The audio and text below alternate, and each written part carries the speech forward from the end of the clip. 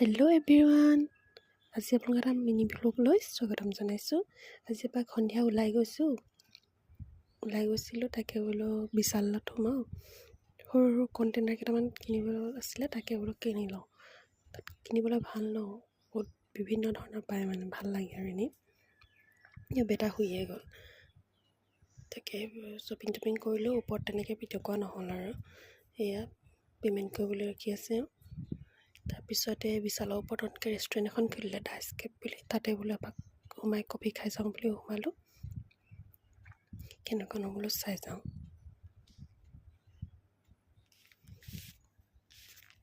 এয়া এণ্ট্ৰেঞ্চটো, ভাল লাগিলে সোমাই, নতুনকৈ খুলিছে। আমি কফি ল'লোঁ 3টা উইথ বেবিকৰ্ণ খাই ঘৰ মৰা হ'লোঁ। Thank U.